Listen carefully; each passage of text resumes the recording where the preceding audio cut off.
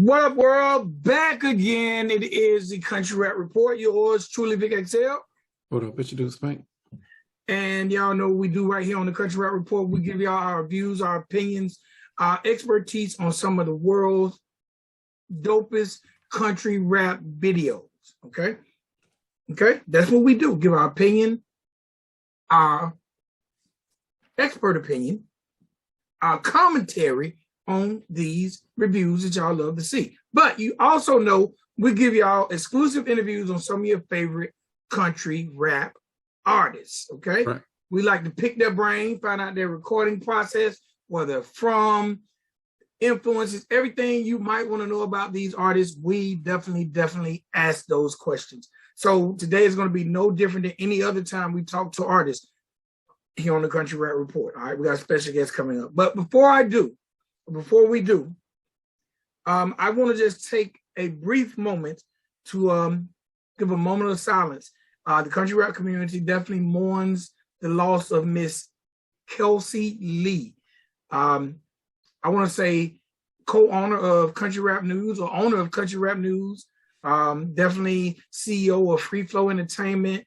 She's done a lot of great things for the genre when it comes to exposing artists, writing stories, write-ups, reviews, weekly song picks. She was definitely making a major footprint when it comes to journalism and commentary on the country rap genre. I'm sad to announce that last week, Miss Kelsey Lee transitioned.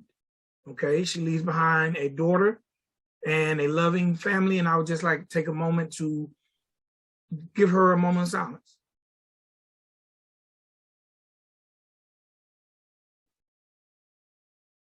Rest in peace, Miss Kelsey Lee. Spank, you want to add anything about Miss Kelsey? Kelsey was, believe it or not, after Mako, she's probably the first person to reach out. And just to reach out about country rap, period. Like, you know, what's going on? Saw you over there, blah, blah, blah. And we just started dialoguing ever since, you know, and then that grew from possible partnerships and doing some other stuff as she was moving from being a writer at Country Rap News to being co-owner of Country Rap News. So it was I mean, we've had words, you know, they weren't all positive, you know, but we're media people, so we're strong and opinionated. So we definitely, you know, piggybacked off of each other through ideas here or there. Like she was a very influential person that I thought was over here in the genre. I mean, like the list of the actual media people is really short, you know, and she was a valid contributor to that. You know, I don't think if I went to anybody else's site, I went to her site, well, Country Rap News first, and then I would just Google the rest, you know, and see if I could find any other information on anybody else out there.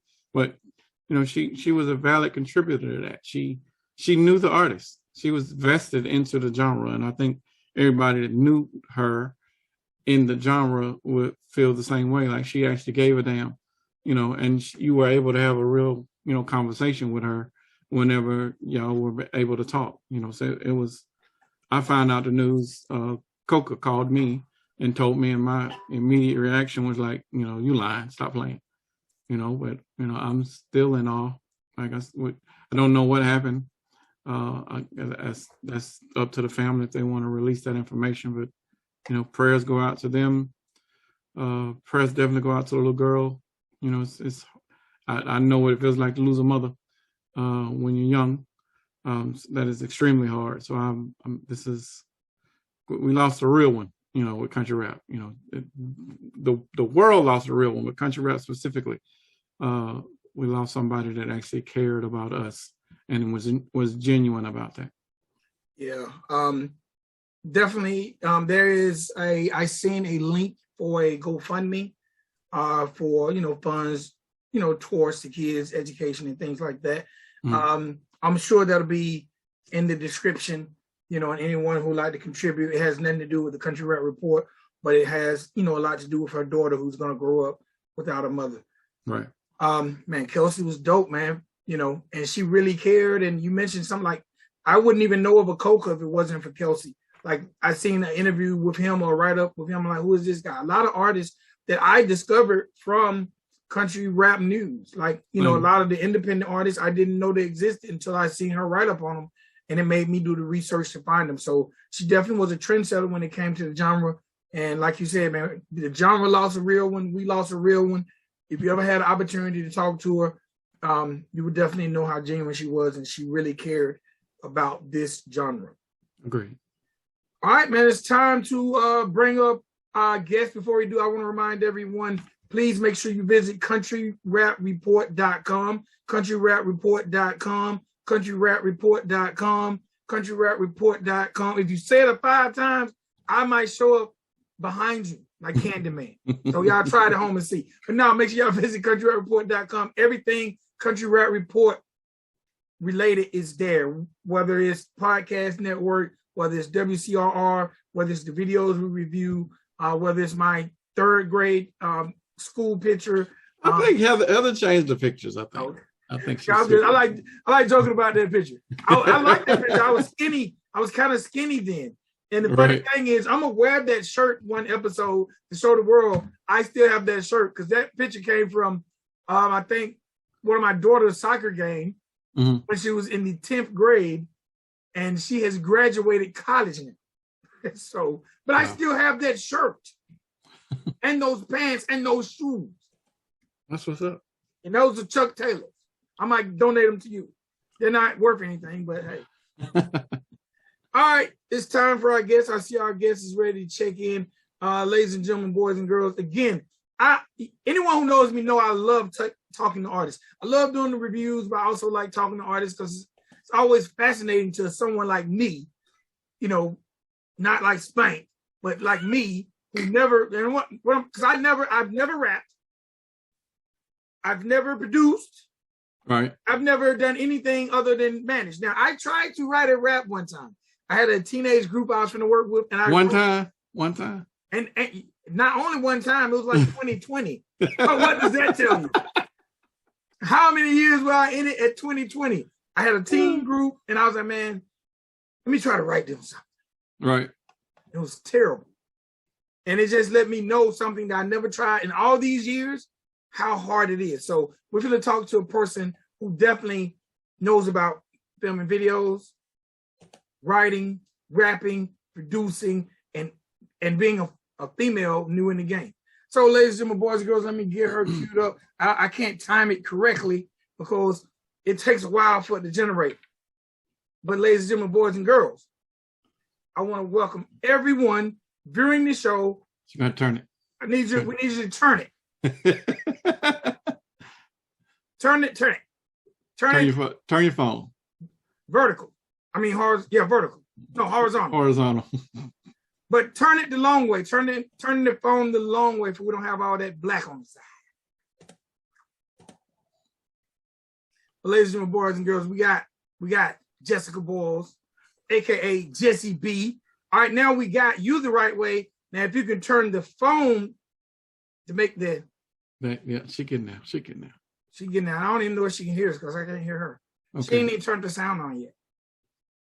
Connecting to audio. Here we come. All right. There it is. Can we hear? Are we good? We can hear.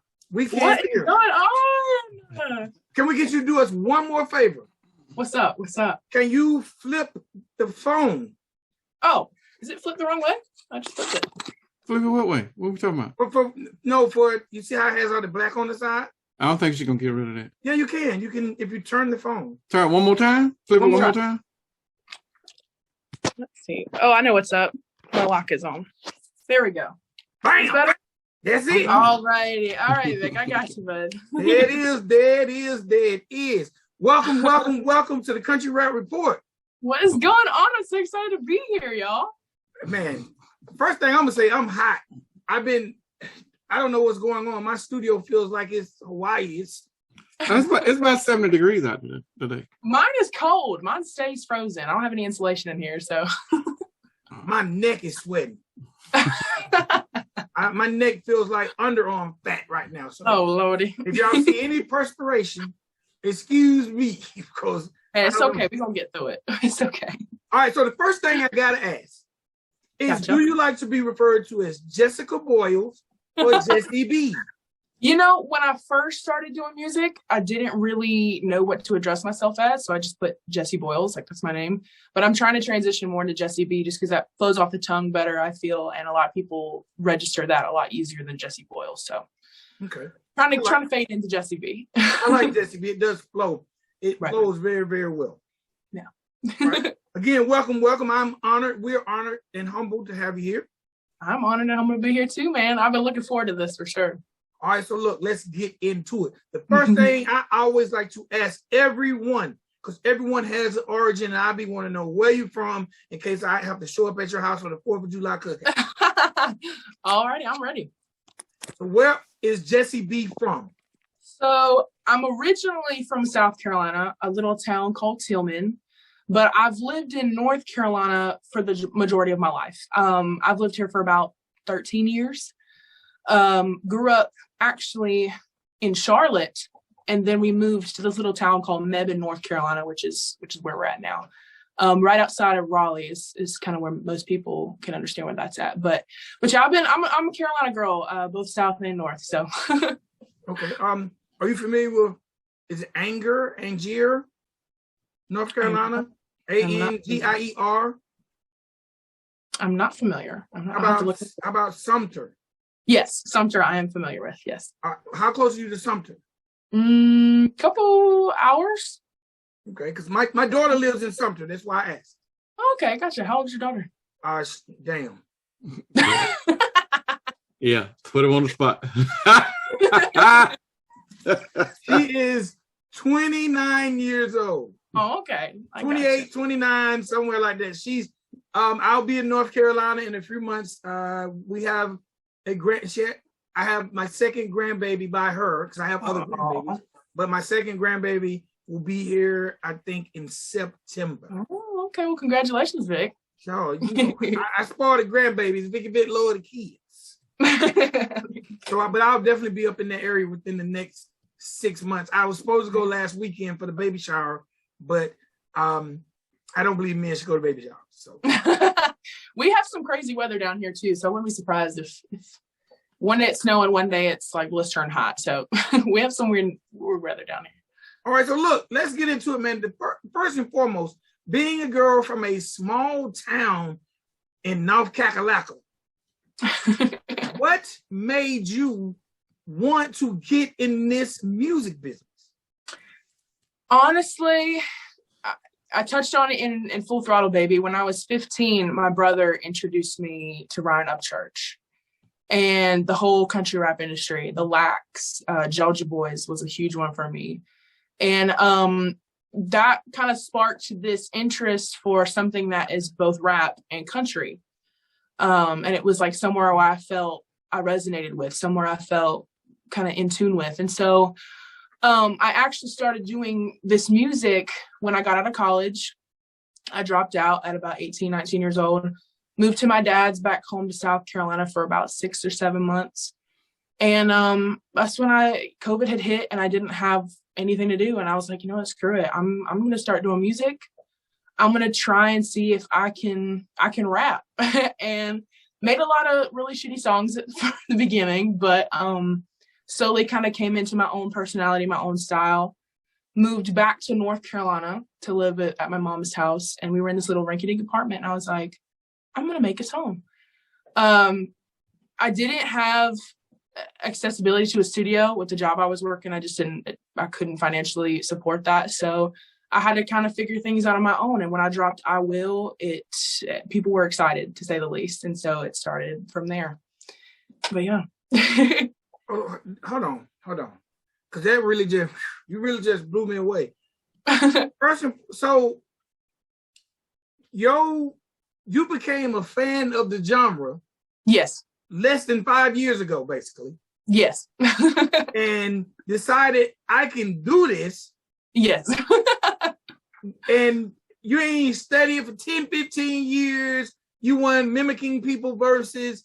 You just basically say, I can do this and start. You got a pen and start writing. Right. I started with a little notebook and now everything's tapped in on my phone. On my lunch break, I'm typing. Anytime I get a chance or think of something, it goes on the phone. And from there, it's been blowing up now. Now I think it's bigger than I ever thought it would be. And I'm still small, so it's crazy for sure. I'm still amazed. Like, you didn't know no rapper. No. You weren't watching MTV Raps or CMT. You just basically said, I think I can do music. Yeah, I love to sing. I was singing since I was a little girl. I used to sing in my church every now and then. But I love to sing, and sing in the shower. Like, that was my moment. That was when I was singing to the shampoo bottles, the conditioner bottles. But I think I started to take it seriously when I talked to my dad. I was like, Dad, I think I want to do this. And I played him a song and he started crying. That was like the first time I've ever seen my dad cry. And I was like, I think I could do this. So then when it started to get more into rap, it was more because I just really liked the industry. I liked that people were coming into this and they were like, we're real and we don't care. And that's what really turned me on to the country rap scene and actually putting out that kind of music. I didn't even know I could rap until I was in high school. We had a little rap battle as one of our assignments, and it kind of blew everybody away. And I was like, really? Like, I can rap? Like, for real? And yeah, that's just kind of how I got into it. And then now we're here. I'm hoping to release some more country music too. I've got a lot of projects I'm sitting and waiting on, but we'll see. Do you remember what that song was that made your dad cry? I'm pretty sure it was Stay by Sugarland. It's actually a cheating song. My mom is not the biggest fan of it, but it was just a really powerful, like, vocalization. Like, it was a really powerful singing song. And I sang that for him, and he really liked it. And then since then, he's like, hey, have you heard of my daughter? Like, she can sing. Or like when we go to our friend's house, when COVID was going on, we would go to cookouts or our family, and they were like, hey, why don't you go get on the karaoke machine and sing something for him? And I was like, oh gosh. But that's kind of how it started. That's how it went into bloom. You mentioned your dad supporting. Does your mom support your music career? Oh gosh, yeah. She I think it took a little bit for her to realize, like, this is something I really want to do, like a serious thing. And I think it took a while for me to learn, like, oh, okay, I can actually do this. But she has, oh my gosh, she's constantly playing my music. I just got her a little decal I put on her car, and she about had a heart attack. She was so excited. But she's been doing a lot, so she's very thrilled to be in this. And she's always telling her friends, she's like, my daughter's Jessie B, like, you have to look at her music. It's so sweet. But yeah, she's a huge fan. She's like my number one. How did they accept the transition from singing to rapping? Because that's somewhat of a transition. It is. So my mom loves it. My mom's been a huge fan of rap. My dad is he likes the old country music. And a lot of my family are just like, okay, it's different, but if that's your thing, whatever. But a lot of people, I'm still trying to get people to kind of turn on to it, because country rap's not for everybody, obviously, but they definitely support what I'm doing and kind of the vision that I have for it all. So, but I'm working on it. We're trying to turn them over to it. Great, man. That's amazing. Here I am. I was telling Spank before we brought you on, and I tried to write a rap. And I've been a fan of rap since 15, so that's a bunch of years. And I just tried to write my first rap in 2020, and it was terrible. So, we got to start somewhere, though. But gosh, if I could show you all the raps I wrote when I was at my dad's house, you'd be like, all right, you might want to reconsider doing some kind of other genre, or don't quit your day job, because that's not it. So in this short amount of time, how often have you felt discouraged? Oh, gosh. As an independent artist, especially doing all this by myself, there's a lot of room to get discouraged, but there's also so much support behind it. Every now and then, when I'm mixing and mastering something, I'll be like, man, I wish I could get to quality or up to par with some of the other more professionals. But I really have to sit back and realize, being that I'm doing this by myself, being that I'm at the circumstances I got right now, I'm doing pretty well. And so there's always, every now and then there's a chance that I'll get discouraged, but it always brings me back when I think about how far I come and how blessed I truly am to be where I'm at right now. What discourages you? Like what randomly, what pisses you off? Quality. I love hearing, and that's why I appreciate your critique so much, because you help me fine tune things that I don't catch when I edit my music. I'm trying to work on getting someone to mix and master everything now that I'm kind of at the level where people are like, okay, Jessie, when's your next song coming?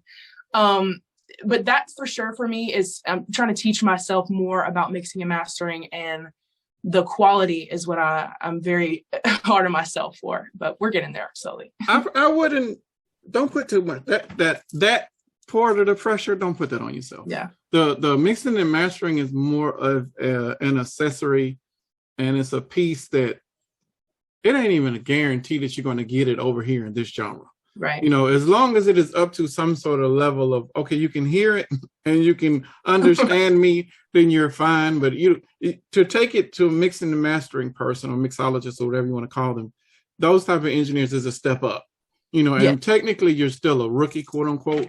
Now, if you want to come out the gate and do that and go straight to that, then you have bypassed a whole lot of other people that have been over here in this genre for years. Yeah. But I wouldn't so much focus on it. If it's a necessity that you can bring to upgrade your music or your sound, great. Yeah. But don't dwell on it. That I was thinking you would be like, well, I get writer's block sometimes, or you know, I got boyfriend's issues or whatever. Like you went straight to the technicality part of it or the rap, when it ain't even. It's not even something you can control. So right. Mixing and mastering, unless you can always outsource that at any moment to somebody else that can do it, and you don't have to take that burden on yourself. Yeah. You know, because you got enough stuff that you got to deal with. Yeah, you got to write the reps. Yeah, that for sure. I'll say that's another thing too, is kind of everything's in my hands right now. Everything from making my little decals to making the music, writing it, making my beats, mix and mastering. It's a lot of things to have. I've got all the hats. So that's too much. That's too much. Yeah. So I'm turning over a new leaf, and I'm trying to learn how to just let go of the control. Yeah. And I have to evaluate my funds versus my time. If I'm spending too much time on it, too much money on it, I can find someone else who can do that for me, or just trying to evaluate what all I can do and what I should be more wise to pay a professional to do. So that's another thing that's been a little well, let's break that down. We could just consider this a consultation, Vic. Okay, so you got you are the advertising and marketing, you are the merch team, you are the producer, you are the mixing and mastering, and you're the rapper. Yeah. We jumped something. We jumped the question. What's that? Because I asked her about the rap, but when did you decide you want to produce and mix and master? When I wanted to try. Right. When I wanted to beat the rap on, that's just like I gotta make something, because I can't. Right when I first started out, I didn't have a whole lot of money. I was making like $500 every 2 weeks with my first job when I was working in music. So I was like, I gotta make ends meet. I gotta figure this out. So I watched a crap ton of YouTube videos. I reached out to a bunch of people on like just random tips. I was like, hey, I'm a new artist. Is there any advice that you would give to someone in my realm? And a lot of people reached out and they're like, hey, just try to do this, or try to think about presets, vocal presets. And that definitely helped a lot. So when I wanted to start rapping, I was like, I got to figure this out. I got to get my own beat, and I can't afford to pay for like a $200 or $300 beat right now. So that's kind of where it all started, as I guess you could say producing, but yeah. That's how I got started producing. Yeah. Like when I wanted my own type of beat, and I couldn't find anybody out there that would make the damn thing. So I was like, you know what? I'm gonna make it myself. Yeah. I'm gonna learn how to do it. So I grabbed I'm dating myself now, but I grabbed a Dr. Rhythm. Know what you're talking about when you say I grabbed a beat machine. You know, it was a literal machine that looked, and you with like little drum pads. Yes, a giant calculator. And I learned how to make beats. And I taught myself, because I could not find the beats that I needed. And eventually I transitioned over to DJing because I couldn't find somebody playing the music that I was making. You know? Absolutely. That's exactly how every stage in my music has started, is I can't quite find what works for me. So like the merch, I could have gone online and bought 100 decals and just sold them out, but for the price and the situation I was at, I actually cut a deal at a pawn shop, got my own laser, and now I make my own decals, and I'm shipping them out to whoever. So just little stuff like that, just like learning how to do things myself, and then also stepping back and evaluating who can I have to do this now that I'm at the level that I'm at. So, and it feels so much better when it's yours. Yes, it does. You know what makes it feel better? When you have people working for you and you know how to do what they do, it's easier to say you're fired. I'm just saying, when you know how to do it, you ain't got to pull. You can be like, look, you ain't gonna keep being late for work, because I know how to do your job. Right. You mentioned how you reached out to, you know, some artists as you was progressing. Like, do you remember some of the artists who might have responded? I'm sure they're like a shout out. The first artist to actually respond, I think, was Katie Noel. Really? I think she actually posted a remix of a song, and I was like, hey, how do you do that without getting copywritten? And she was like, oh, just don't monetize it, post it on YouTube and yada yada. I was like, oh, okay.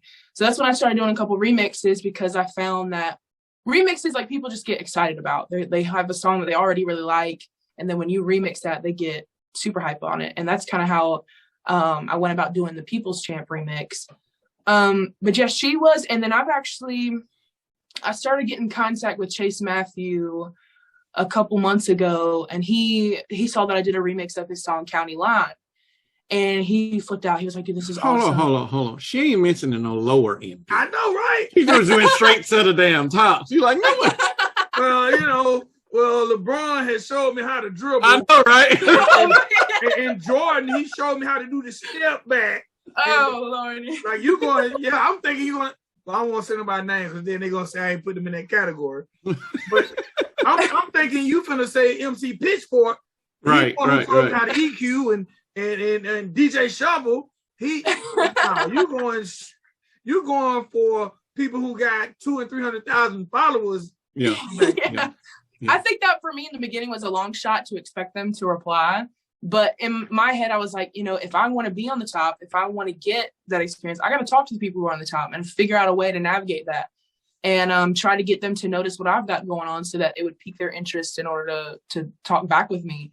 So I did a remix of one of Katie Noel's songs, her Catch Hell part. I did a remix of Chase Matthews' County Line. I started trying to dabble into people that I want to have connections with, and trying to pique their interest so I could get that insider information. A huge thing for me is just learning as much information as I possibly can. And that was the way for me to do that. Yeah. The positive part of that is, had this been rap, none of those bigger people would. No, absolutely not. But because we're in this genre and there's not a lot of egos, and actually everybody over here does want everybody else to win, somewhat, you know, that's a good thing. That's a good thing. Agreed.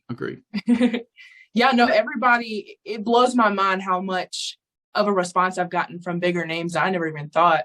Like, me and Shotgun Shane have been texting back and forth. We were planning on doing some things together, and he's been giving me some advice too.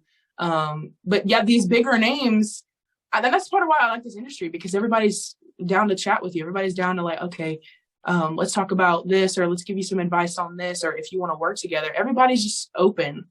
And that's something everybody I've worked with, but that's just something I truly love about country rap. I'm so glad you're over in this space, because if you were in core hip hop, we'd be dealing with some horror stories. I'd have been eaten alive. Well, for sure. By now you're probably like, you know what, I'm gonna stay on my job because it's not so friendly. Yeah. Right. Well, and I don't really resonate with a lot of the mainstream rap. Like, I love rap music, obviously, and I listen to a lot of it, but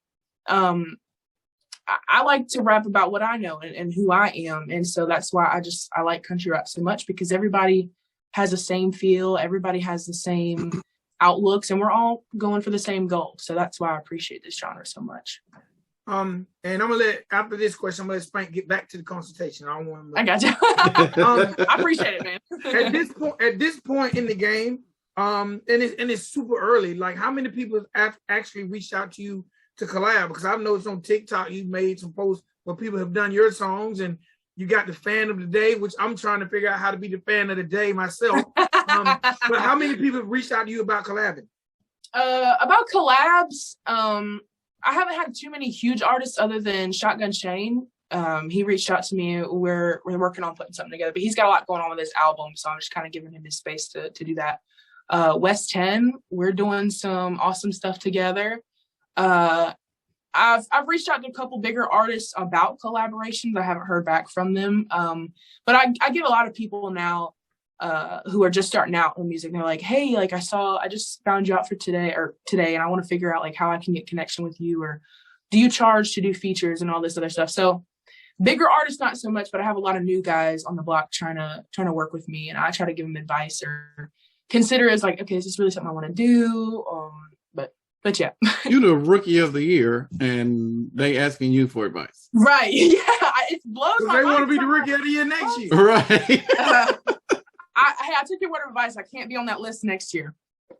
No, you cannot be on the rookie of the year next year. You can be on breakout artist of the year. Yeah, maybe. We'll see. Yeah. I'm looking forward to everything this year.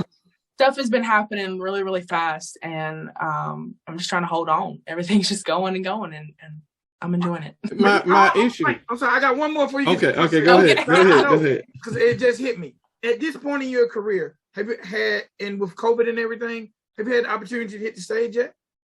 I have not. Right now, I've Chase Matthew gave me a piece of advice that I have been holding on for dear life with. It's breaking. I wish I could talk to Chase Matthews. It's no Ed. Chase Matthew. Yeah, okay, he's super cool.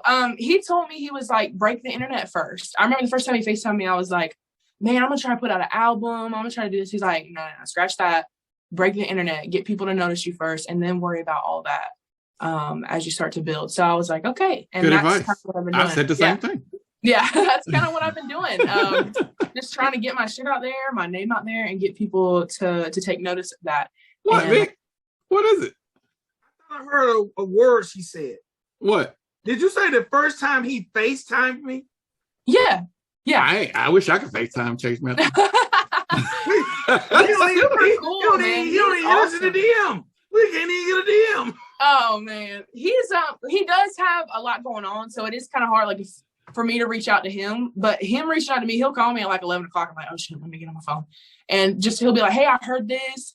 I want to like help you out and show you some kind of the ropes on some stuff. And he's a super cool guy, and he definitely being that he used to be in my shoes, he wants to see other people win, and that's something I really appreciate from his side. That's dope. Yeah. Shout out to Chase, man. Shout out to Chase. Absolutely. That's good. You get major kudos for that. And it's good. And you got to be protective of the females over here because it's so cute.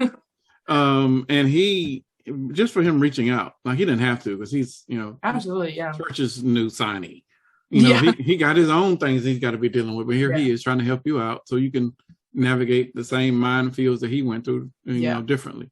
That's dope. I appreciate that's that. a huge blessing. Yeah. The dopest part about that is you came up listening to church. Right. And Chase's church's artist. Yeah. So you never know when they start to look for a female for Holla Boy. Don't say you didn't talk to church now. I will leave this interview. I haven't yet. Okay. Man. All right. I tag him in just about everything I post, and especially when I like remix something of his, like the People's Champ remix I did. I tried to tag him, and I was telling people, hey, tag him. I wanted to see, or I'd love to hear his thoughts. But no, I haven't gotten in touch with him. He commented actually on a repost I did of when you guys first featured Full Throttle Baby, and you were like, the face of country rapper in 2021, she is it. And I posted that. I was like, because that was a huge honor. I was like, but I posted that, and he commented, he was like, so when are we going to do an interview? And I was like, I jumped out of bed. I was like, mom, church just comment on my video. And she's like, all right, well, calm down. But like, I couldn't figure out if he was like referencing you guys or if he was referencing me. And then we never really touched base on that again. But that was still like, oh my gosh. At first I thought it was a fake account. I was like, yeah, no. And then I clicked it and it said verified. I was like, oh goodness. But not yet. You know what, Jessie? When I seen it, I jumped out of bed too. Yeah, I know, right? I told my wife, look. So, church, if you see this, you gotta let us and Jessie know who you talking to. Exactly. Because one of us done jumped out of bed for no damn reason. I'm tapping my wife. Oh man, I know. I jumped out of bed. It was like almost midnight, and I pulled my mom. I was like, get up, look at this right now. I got my brother up. We had to go to work the next morning at like 5 a.m. And I was like, look at this right now. And they were like, oh, that's crazy. And then nothing really came of it, but that still felt to me. I was like, okay, that's something I can hold on to. So you'll remember that for the rest of your life. Oh yeah, I'll remember it. I'll make sure if I ever meet him to tell him that too. And if you meet him before me, tell him I jumped out of bed too. There you go. And if I meet him before you, I'll tell him the same thing. Look, absolutely. Jessie B jumped out of bed too. I have a do-rag. We all jumping out of bed. Oh Lord. I'm slobbering. I started sweating. I had to change the sheets, man. All right, Spank. I'm now let's. Well, my issue is like she's wearing a lot of hats, and them hats can be heavy. You know, they can be a burden. Yeah. You know, and I'm begging you to wherever you can delegate, and you can still, because you know how to do it, you can supervise. Yeah. Or you can oversee, quote unquote, but you don't have to do it all, because that burden gets so much heavier on you when you take it on, when it's self-induced stress. You know, when I'm gonna do this and I'm gonna do that because I don't want to deal with that person or that person, and eventually you're going to burn yourself out, and then you're going to be a bitter old man at 50 years old, pissed the fuck off at the whole industry. You don't do yourself that way. Right? No, I definitely I know exactly what you're talking about. I'm actually in the process of navigating. All right, who can I get to do this? Who can I get to that? West 10 has been freaking amazing. DJ Trick has helped me a lot. He's actually gonna mix and master something I've got coming up. Dope. And they are just so down to earth, and like I've started to transition. Instead of reaching out to artists too, I'm trying to reach out to their teams, their photographers, videographers, their producers, their managers, and trying to find people that I feel like I would work really well with. So we're in the works of doing that. It's also another like financial situation once I can get kind of up on my feet and have, because right now, as far as like money goes, I'm not making a whole lot off my streams, and I'm okay with that. I'm new. That's how it's going to be. That's how every artist is when they first start out. But everything is kind of coming out of my pocket. And so I'm trying to transition of who I can have to do this for me and still be able to take care of me and my family. So it's just a lot of navigating, but I'll get into it. We'll figure it out. And I appreciate all the people and connections you led me to as well.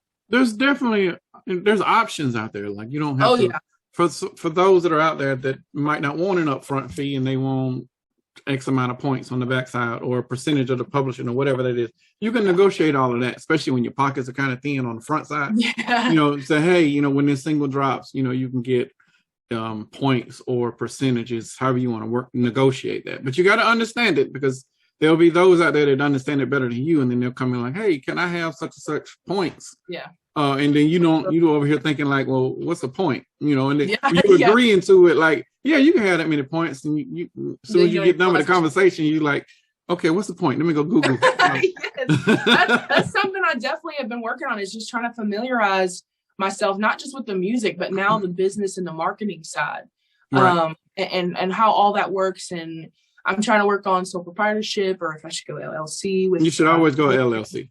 Yeah. You should always go LLC. You got to protect your assets. And the LLCs gives you that level of protection.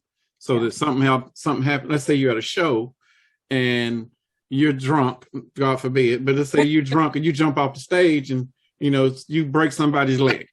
And they finna sue you, but instead of them suing you for everything, they suing the LLC, because the LLC is there for your protection. So you always go that route. That example. Well, it has happened. Well, not so much some people jumping off, but breaking their legs, but it's dumb stuff like that does happen. Oh, Lordy. Or say at your next video shoot, someone has that ankle turn you had at the end of the video shoot. When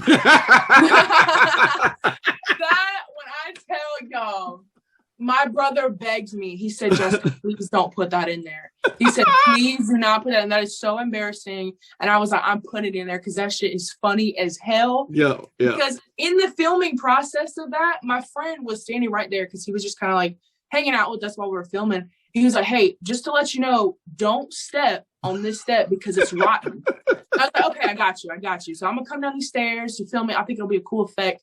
And I stepped right on it and I busted through that thing. And the second I fell, I started laughing. Everybody freaked out, thought I broke my leg or something. But I started laughing. I was like, this is going in the video right now. I thought you broke your leg. No, I was totally fine. I was more surprised that it happened because I was like, oh, I just fell right through the staircase. But that was such a funny moment. But everyone's like, don't put that in there. I was like, hell yeah, I'm gonna put that in there. That's funny. I thought that made you. Matter of fact, that was like the epitome of what country rap is about. That made it authentic and real. Yeah, it made it real. Yeah, definitely. I have to ask, like, because Spank talked about in the video that we reviewed about your merch, and I see you got your merch on now. I got it on now. Okay. And you wearing so many hats. Like, are you actually designing your own merch as well? Yep, I designed this logo. I designed all of my logos for the decals and stuff. I actually got some more designs I'm working on, but I'm saving those until I can get to a point where I can have someone else kind of take the role of that and still be kind of connected to it. But yeah, right now I haven't kind of gone about doing these just because I'm not too familiar with the inventory stuff and how all that works. And so I'm waiting on the big stuff like the apparel and before I can really jump into that. But decals, I'm gonna be like, here you go, $6, here you go. So but yeah, I'm really excited for this. I've got shirts too and a couple other things that I can't wait to drop. Well, as you get bigger, the people that are going to manage that stuff for you will be the people that are around you now, like your mom or boyfriend or brothers, like whoever. Like they'll be the ones that are, you know what, let me take that burden off of you. Let me handle that, you know, while you go be in the studio. So that's good. They need to be in place for that. We talked about it because when I go to work Monday to Thursday, that's all it is. When I come home, I'm dead and I got to get back up early in the morning. And so sometimes I'll dabble in my music if it's something I really want to work on. But then the weekends, it's all about music and all about trying to get some content on Instagram and TikTok. And then she's kind of come into the role of like, well, hey, I can just take that to the mail or to the post office for you. I can do this. And so she's definitely been extremely helpful in doing that. So I got to ask this in the middle. I'm definitely going to ask in the end. But because where's your merch at? Because I'm looking on your Instagram and I see the YouTube link, but how can people get your merch? I don't want. So I'm working on a website. I have a couple more things I have to do in order to launch that. Mm-hmm. I don't want to use my own social security stuff. I don't want to use my own personal information. So I'm in the process of getting that LLC and getting just the documentation I need in order to support that before I can actually launch it. But right now I've just been like, hey, comment if you want one and I will message you and we'll get in touch and let's do it through Venmo. Just trying in any way that I can to give somebody a physical piece of what I've done. Right. And to that, people are like, oh my gosh, like she's put it, like it might just be a $6 decal, but for the people that I've reached out to, it's like, I'm excited because this is something I get to be a part of, especially because I'm a newer artist. Right. So really, I've honestly just, that's exactly how I see that message you just sent me. That's exactly how people are doing it. Just send me a DM and I'll send them my Venmo link and then I ship it out over the mail. I just sent you a message. I saw that. How do you feel about, and Spank, don't let me keep asking questions if you're gonna. No, you good. You know, you're gonna tell her the good stuff. Because you got the good stuff, I got the question stuff. And she probably need the good stuff more than the question. Well, some of the stuff that I want to say is actually going to be in one of our next music industry playbooks. So she'll be able to follow along with the business side of it, how you're supposed to structure your stuff. You know, every time y'all post a video like that, I get my pen and paper. The whole marketing video that you put out on how to do shows and market yourself, I was literally writing that on the back of a work order at work with my headphones in the middle. I was right here drawing pictures and I was like, okay, he said this, get in touch with this person, start in your town and then go to the state and go 1%. Around. So yeah. Have you and I mentioned other artists and I know I know like Lord Lush, I'm saying, I know he's in North Carolina. Have you had a chance to possibly network or communicate with other artists out of North Carolina? Not that particular artist you're talking about. I've had a couple people message me, but like we're all kind of. I think MC Bo is in North Carolina. I haven't. I've really, honestly, I've done a couple. I'm working on like a couple features with some other artists who aren't necessarily in North Carolina. A lot of them are from Tennessee. Okay. But I'm really trying to focus on just putting out my own music right now, and then kind of have a specific time frame to work on those features. What's the music scene like up there? Like where you are? Is there a lot around? Everything's kind of in Durham and Raleigh, which is like a 45-minute drive from me. But everybody's studio is like some weirdo's back of their house, like sketch area. So I've been kind of like, okay, well, I'll just do it myself for now. But no, I've reached out a couple people, and another thing is I don't think a lot of people, like the big studios I've been to, are really familiar with the country rap. Agreed. So I feel like if I come in, I'm like, hey, I'm doing this song with this beat. I'm just looking for someone who can vibe well with what I've got, who understands kind of what I've got going on. And hopefully I can get out of the closet and work more into getting into an actual professional studio just to up that quality. But right now, I got a good situation with my little studio in here. Okay. I ain't mad, because if you didn't tell me, I wouldn't have known. I wouldn't. Yeah. I think you're doing very well with what you got, and the amount of time you put in. I'm even shocked at that. Now here comes the hard questions. Okay. How do you feel about the state of country rap when it comes to women? Me and Uncle Turtle were talking about this last night a little bit. Uncle Turtle. Yes. And we're chatting up on a live stream last night about this a little bit. I feel it's kind of a touchy subject because you can't openly say don't burn no bridges now. Okay. All right. Yeah. You want to say that before you go further? I have no bridges to burn. I if anything, I look up to everybody. Okay. All right. You can't openly say I'm a fan of so and so. I'm a fan of so and so without somebody coming at you. And so it's disheartening because that's not necessarily how it is totally in the men's area. I mean, there is some of that drama, and typically it's when people try to go up against church. But I find women, right. But when everybody in the women's side, I feel like for some reason there's a stigmatism of like, if you're a fan of so-and-so, you can't work with so-and-so. If you are inspired by this person, you post about this person, all of these fans are now no longer wanting to talk to you.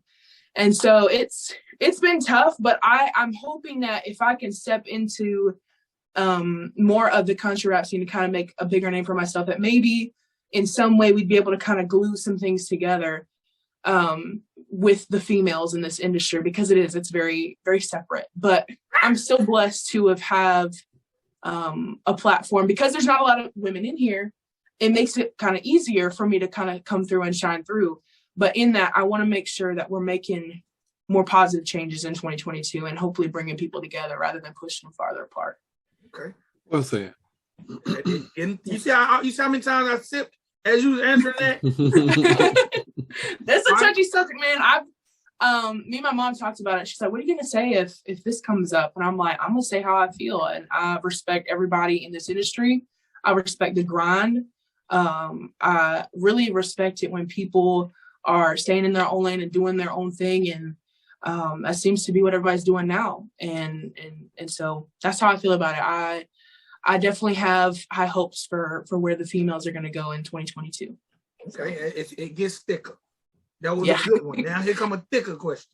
All right, you talked about, as this thing is coming together and you're doing a lot of this work, your parents are definitely supportive, but you haven't quite built a team yet.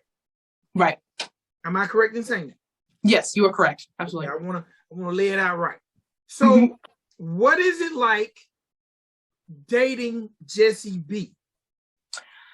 That is a great question. Modern hip hop covers or traditional hip hop covers, just to get those eyes. The people, like, I don't know about country rap, but this there you go again. There you go. What? There you go again. We just had this conversation with if T.I. wanted to sign Jessie B.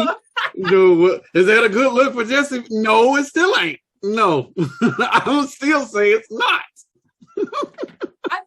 I think everybody in country rap kind of wants to get everybody else's eyes just to build the genre. Right. But right now I'm trying to target a specific audience, and then slowly I'll try to wrap those people. Once I target the people that already vibe with country rap. So I still got to make my name in this platform. And then if that were something to come around, I wouldn't mind. I love doing remixes of anything, whether it be country, like female perspectives or, whatever. I would definitely be down for that. But But yeah, right now I'm just trying to focus in on the people who support country rap.